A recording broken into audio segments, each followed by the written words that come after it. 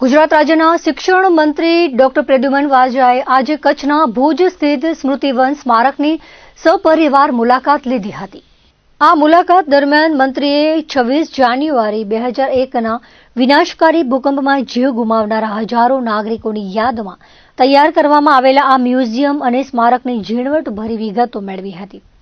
મંત્રીએ ભૂકંપના દિવંગત આત્માઓને યાદ કરી તેમને હૃદયપૂર્વક શ્રદ્ધાંજલિ અર્પણ કરી હતી અને આ સ્થળને આધુનિક ગુજરાતની સંવેદનશીલતાનું પ્રતીક ગણાવ્યું હતું।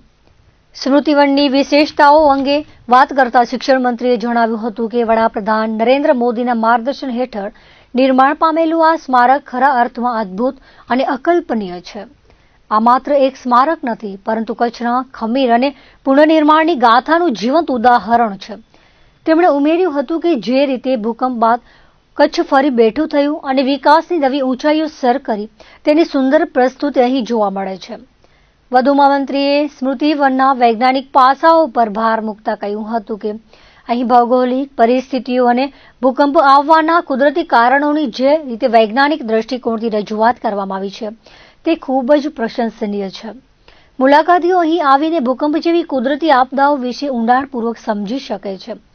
મંત્રીએ અહીંના આધુનિક ડિસ્પ્લે અને ટેકનોલોજીના ઉપયોગની પણ સરાહના કરી હતી।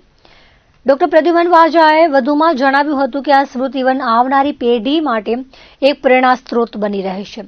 આ સ્થળ માનવીય સંવેદના અને વિજ્ઞાનનો સુંદર સંગમ છે।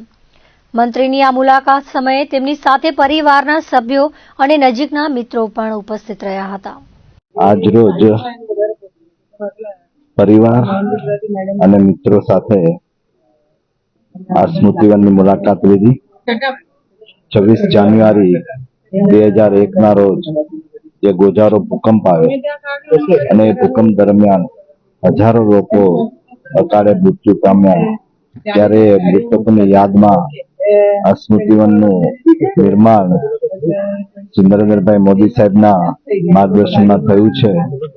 ત્યારે અદ્ભુત અકલ્પનીય નિર્માણ થયું છે। તેની સાથે સાથે વૈજ્ઞાનિક દ્રષ્ટિએ ભૌગોલિક પરિસ્થિતિ અને ભૂકંપના કારણોનું પણ ખૂબ અદ્ભુત અહીંયા દર્શાવેલું છે। અને આ જે મુલાકાત દરમિયાન આ ધરતીકામ દરમિયાન મૃત્યુ પામેલા બધા જ મૃતકોને હું દિલથી શ્રદ્ધાંજલિ આપું છું।